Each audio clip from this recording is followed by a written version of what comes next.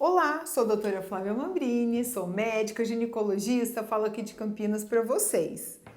Gente, como vocês já me acompanham nas outras séries no meu canal, esse é o sexto vídeo sobre a nossa série de reposição hormonal. Nele eu vou falar um pouquinho sobre o estrogênio, ele alto ou ele baixo, o que ele pode causar na gente, tá? Então, quais as alterações que a gente pode tá sofrendo e às vezes a gente nem sabe que é ele que é o causador. Então, vem comigo!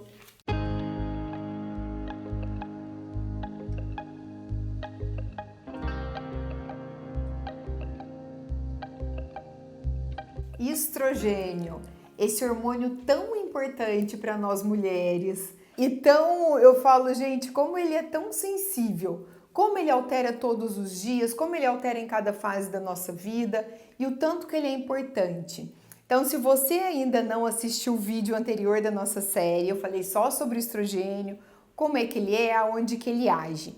Nesse vídeo eu vou estar falando o estrogênio alto e o estrogênio baixo, o que ele pode estar acontecendo, tá? O que ele pode estar te descompensando. Então vamos só dar uma recapitulada. O estrogênio, eles são hormônios lipofílicos, derivados do colesterol, e eles são sintetizados principalmente nas células da granulosa lá no ovário. Ele é fabricado a gente pode fazer ele através da aromatização, que é a nossa adrenal. Ela vai produzir a testosterona. Essa testosterona ela vai entrar na nossa célula de gordura e vai fazer um processo que chama aromatização. Essa aromatização ela acontece até nos tecidos periféricos e até mesmo dentro do cérebro. Então, os hormônios eles facilitam então a comunicação entre as células e o corpo. Isso é muito importante estar reforçando sempre para vocês entenderem, tá? Imagina que o hormônio ele é a chave e o receptor é a fechadura. Juntos eles estão ativos. Se eu tenho um longe do outro, ele não vai estar funcionando. Eu posso até ter um tanto de estrogênio, mas ele está inativo, tá? Ele não está conseguindo ligar, pelo menos nos nossos órgãos-alvo, na onde a gente quer. Por isso é tão importante estudar não só o hormônio, mas também aonde ele vai ter mais os receptores. Aonde ele vai ter essa fechadura. E que as fechaduras, os receptores, gente, falo, Deus, ele é tão perfeito que eles abrem, fecham dependendo do horário, dependendo da fase.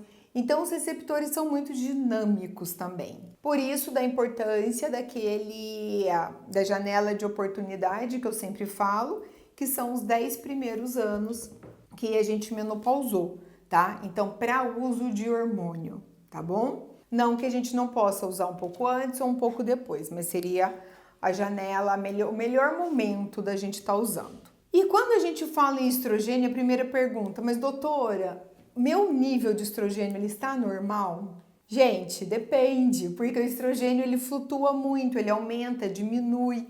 Então a gente tem que entender, se a gente for pegar ali ao longo do ciclo menstrual, ele vai estar baixo no comecinho quando a gente menstrua, ele vai subir, vai chegar no pico mais alto perto da ovulação e depois ele vai diminuir. Então, nunca a gente vai poder ver um exame de estrogênio numa fase em que você menstrua sem correlacionar com o ciclo, tá? Então, geralmente, quando a gente pede no terceiro dia da menstruação, seria o melhor dia para a gente avaliar se ele tá baixinho. Se eu quero avaliar uma ovulação, eu vou pedir no meio do ciclo. Então, por isso que é importante. Então, ele não tem um nível tão certinho. É X. Não, vai depender dessa fase. E aí, níveis muito baixos ou níveis muito altos, consistentemente, eles vão sinalizar uma condição que está errado.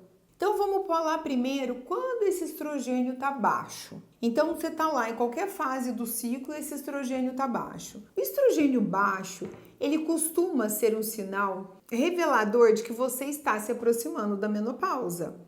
Baixo estrogênio, ele também pode significar um problema ali na fertilidade, ou às vezes até mesmo uma deficiência nutricional. A gente tem muito na anorexia, por exemplo, tá? Na tríade da mulher atleta também a gente vai ter. E os sintomas, o que eles podem incluir? Um pouco mais de dor na mama, os ossos mais fracos, às vezes dente. Sente, nossa, meu dente, eu perdi um dente, mais quebradiço também. A gente começa a sentir as ondas de calor, aquele suor noturno, ou às vezes a gente nem se toca disso, mas está acordando muito de madrugada, não está conseguindo dormir direito, né? Períodos irregulares ou ausência de menstruação. Então, ou aquele ciclo que ele vem 2 vezes no mês, depois ele passa um mês sem menstruar, então fica muito bagunçado.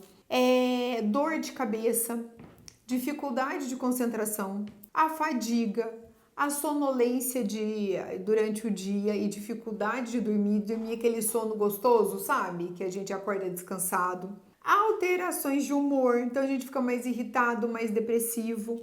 A secura vaginal também, levando mesmo aquelas relações mais dolorosas. Então, diante disso, o que a gente pode pensar como um diagnóstico? Sempre você vai ter que estar com o seu médico do coração para estar avaliando.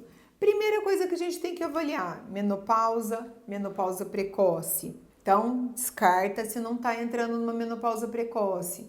Depois, como está a sua alimentação?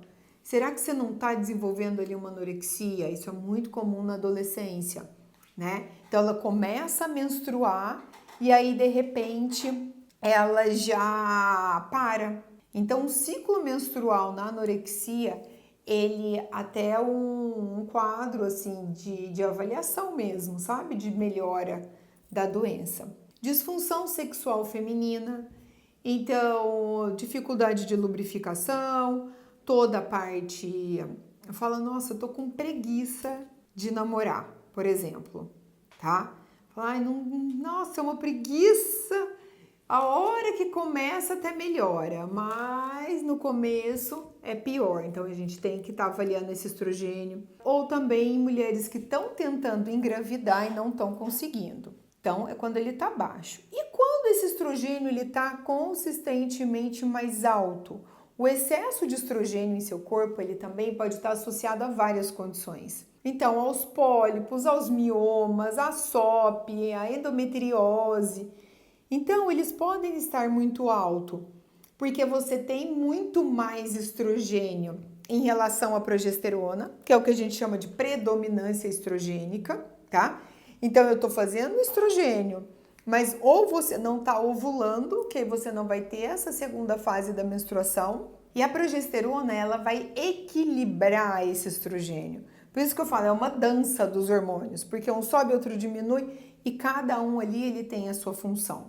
Os medicamentos que a gente está tomando, às vezes ele pode estar interferindo nisso. Quando a gente está mais gordinho também. E a gente vê também uma tendência familiar, tá? Então minha mãe tinha uma predominância estrogênica, minha avó tinha, minhas irmãs... Então, como que a gente sabe que quando tem uma predominância estrogênica? É aquele corpo mais inflamado, é mais celulite, incha mais fácil, né? Você pode até ter ali uma diminuição do desejo sexual, esse ganho de peso mais fácil, retém líquido, você fala, nossa, de um fim de semana engordei lá 2 quilos. Aquela gordurinha, principalmente na região dos quadris, sabe aquele quadril mais largo? O período menstrual bagunçado geralmente é um sangramento mais intenso, ele é mais imprevisível. Quando você tem também, quando o estrogênio ele é mais alto, é muita TPM. Nossa, é uma TPM que você fala, não dou conta, né? Que às vezes chega o marido junto na consulta e fala, doutora, tá estranho, né? Não tá normal. A obesidade, que é o que a gente falou, porque ela vai piorar todo esse ciclo.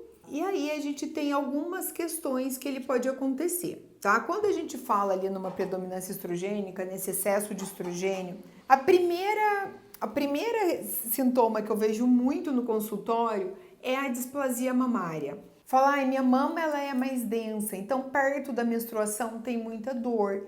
Geralmente tem muitos cistos, muitos nódulos, que não tem nada a ver com câncer. Mas ele oscila muito, a hora que vai menstruar, passa a mão, é cheio de carocinhos. A gente tem que ficar atenta com essa predominância estrogênica, tá? Porque ali, Quando a gente tem mais estrogênio e tá para menstruar, ele vai puxar mais água, por isso que a mama fica tão sensível. A gente tem a SOP, que é a síndrome do ovário policístico. O que é a SOP? Ela é uma relação descompensada entre o estrogênio e a progesterona.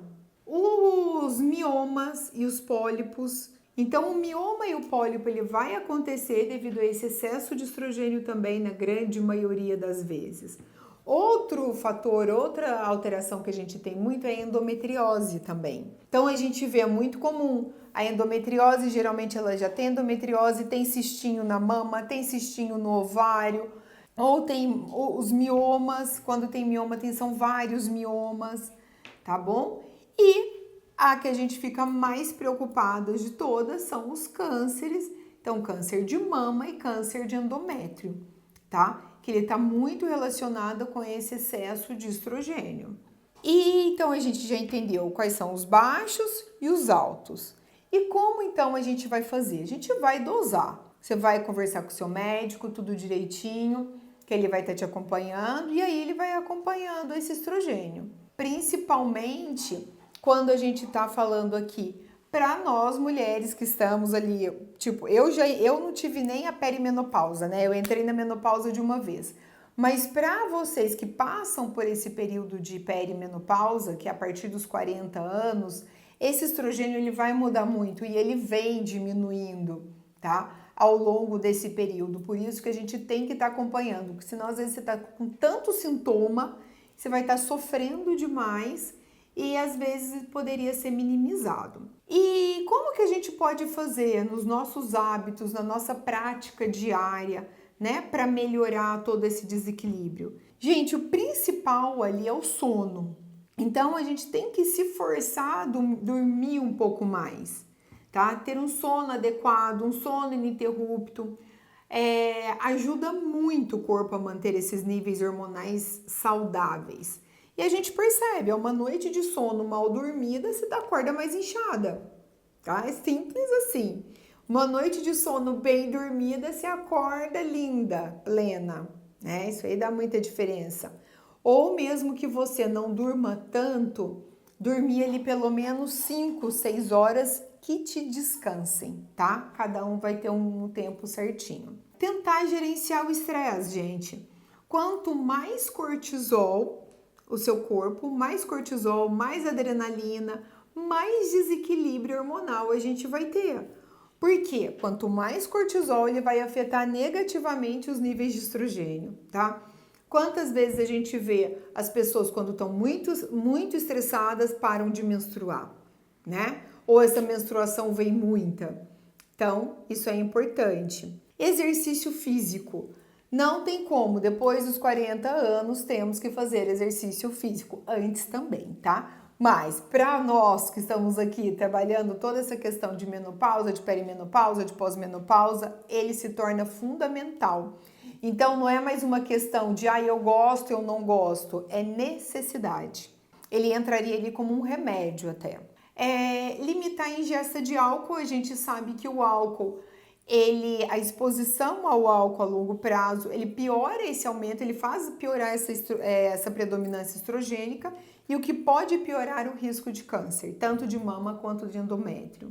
E a alimentação, não tem como. Vamos fazer uma alimentação mais saudável, uma alimentação, eu sempre falo, com as coisas que Deus fez pra gente, os legumes, as saladas, as frutas, as carnes, às vezes as nozes também, tá? Muitas fibras e muita água. A água, ela é fundamental, a gente precisa de água, tá bom? Você vai pegar, para você calcular o tanto de água, você vai pegar o seu peso e multiplica por 0,35 ml. Então, esse vai ser o tanto de ml que você precisa beber no dia. Então, o estrogênio ele é uma parte essencial da nossa saúde reprodutiva e quando eles estão desequilibrados, vocês viram o tanto de transtorno que ele causa, principalmente nessa fase que a gente tem uma vida muito ativa, muito corrida e vai piorar a sua qualidade de vida. Então, procure sempre o seu médico se você está suspeitando de alguma alteração dessas, para ele te conduzir, né? E saiba que tem sim o que ser feito. Combinado? Um beijo, curte, siga a gente, se inscreva no canal e te espero no próximo vídeo.